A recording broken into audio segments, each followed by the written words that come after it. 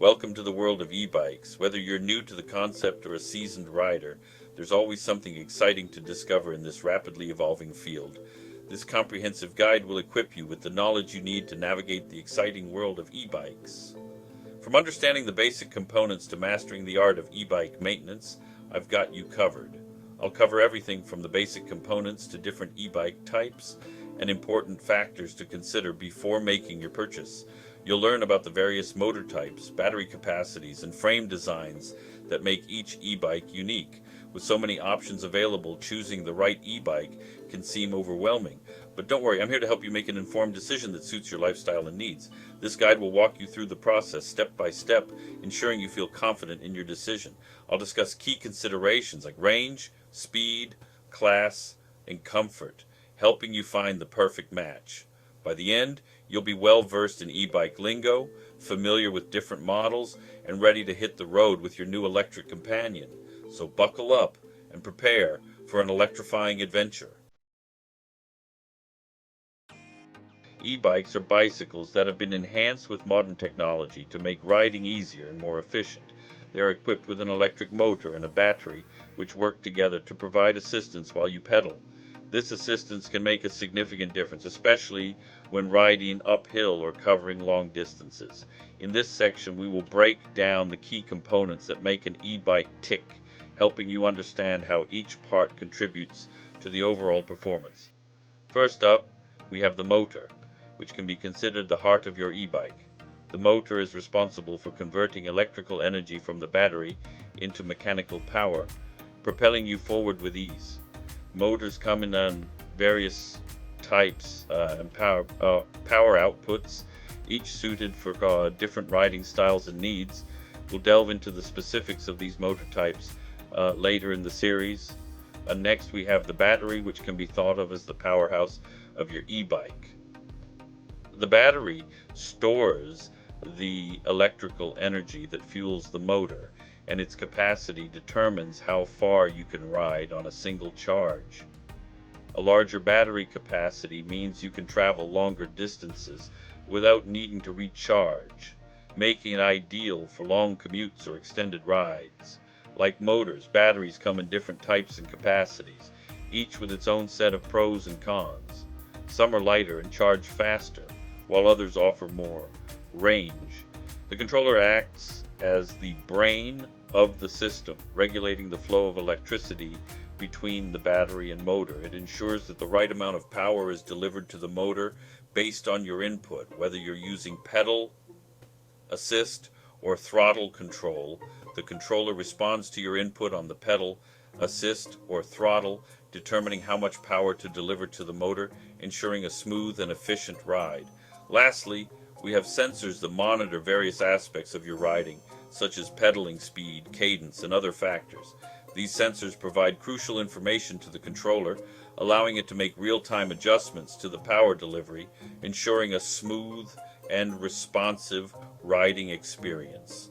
By understanding these basic components, you'll have a better appreciation of how e-bikes work and what makes them such a versatile and enjoyable mode of transportation.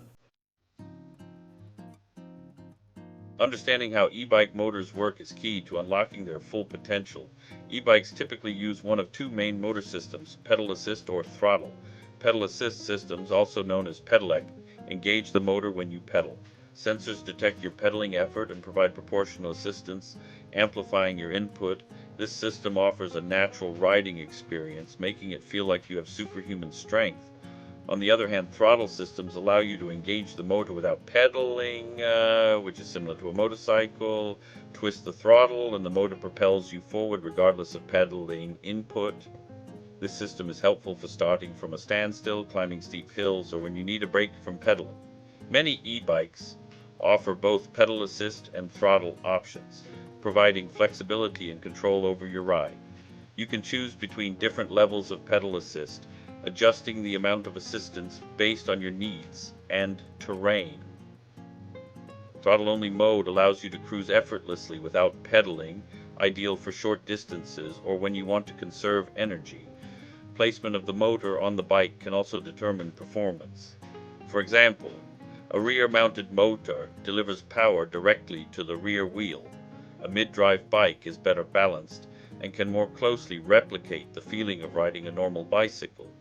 And a front-wheel motor is typically reserved for cargo bikes or trikes. In the United States, e-bikes are classified into 3 classes based on their top speed and motor assistance levels. This classification system helps to standardize the use of e-bikes across different states and localities, ensuring that riders understand the capabilities and limitations of their e-bikes. Understanding these classifications is crucial for ensuring you comply with local regulations and ride safely. Each class has specific features and restrictions that can affect where and how you can ride your e-bike. Class 1 e-bikes provide pedal assist only with a maximum assisted speed of 20 miles per hour.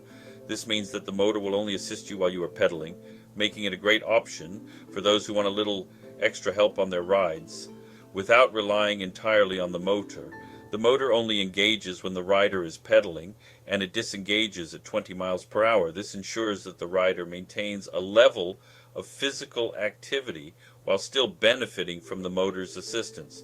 These bikes are generally permitted on bike paths and trails where traditional bikes are allowed.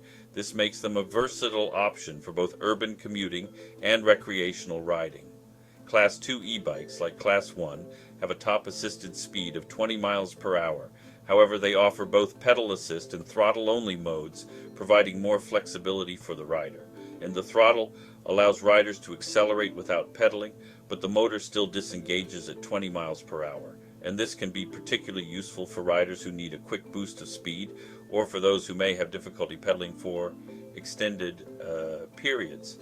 The ability to use the throttle without pedaling can make Class 2 e-bikes a more accessible option for a wider range of riders, including those with physical limitations. Regulations for Class 2 e-bikes vary by state and locality. It's important to check the specific laws in your area to ensure that you are riding legally and safely. Finally, Class 3 e-bikes are the most powerful, with a top assisted speed of 28 miles per hour. These bikes are designed for those who need to travel longer distances or at higher speeds. They also offer pedal assist only, disengaging the motor at 28 miles per hour. This higher speed capability makes them suitable for use on roads and in traffic, but it also means that they come with additional responsibilities and restrictions. Due to their highest speed capabilities, Class 3 e-bikes may be subject to additional restrictions and are typically not allowed on bike paths. This is to ensure the safety of all path users, as the higher speeds can pose a risk to pedestrians and other cyclists. Remember to check your local laws and regulations regarding e-bike classifications, as they can vary significantly. By now you've got the basics of what makes an e-bike, and you're ready to dive further into the weeds. Like a car, the size, strength, and power of an e-bike's motor and battery can vary greatly from model to model. Even changing one component in the drive system can drastically change how it performs. For instance, torque is the rotational force produced by the motor, usually measured in Newton meters. On an e-bike, torque is particularly important for acceleration and going up hills. Next is volts. Volts are, in essence, a measure of electrical pressure inside a battery. The higher an e-bike battery's voltage, the more power is available to the motor and quicker. Next up is amp hours. This unit of measurement tells you exactly how much amperage a battery can sustain for 1 hour. For example, a 10 amp hour rated battery can expend 10 amps of power in an hour before it's drained. Another important term you'll see of this is watts. This term, often shortened to just a W, are to e-bikes what horsepower is to cars. It's a measure of how much power the motor produces. Now, the 3-class system in the US allows e-bikes to sustain up to 750 watts. So why do these terms matter? Because added together and applied to specific e-bike drive systems, these concepts can help you get an idea of what a bike's motor and battery are theoretically capable of. But don't put too much faith in a bike spec sheet. Measures like amp hours and watt hours can be deceiving, and variables like temperature or the number of hills on your ride can wildly affect the performance of a bike's motor and battery. At the end of the day, an e-bike is just like a normal bike. It rolls, it pedals, and it takes you where you want to go. So just like buying a non-motorized bike, there is one question you must answer before buying that is paramount to all others. What do you want to do with the bike? Seriously, think long and hard on this one. Salespeople and bike brands will tell you all day they've got a bike that can handle anything, but the truth is there is no one bike that can do it all. There are examples where one bike can shine across multiple categories. For example, a fat tire folding e-bike makes for a nice urban commuter that can also handle some light off-road use, but it won't make for a good cargo bike, and it's not going to keep pace with a lightweight electric road bike. Many first-time e-bike buyers won't know the different categories of bikes, or why it might be worth spending a bit more or less money to get something actually capable of accomplishing their goals. If you fall in this group or just feel a little lost in the broad world of e-bikes, I made a breakdown of the different categories of e-bike and what they're for. I have laid it out in detail in my free buyer's guide that you can download instantly. Just go to the link below in the description of this video to download it now. Let me know your thoughts and post your questions if you are still confused about anything. I would love to hear about it and will be sure to answer you on anything you ask.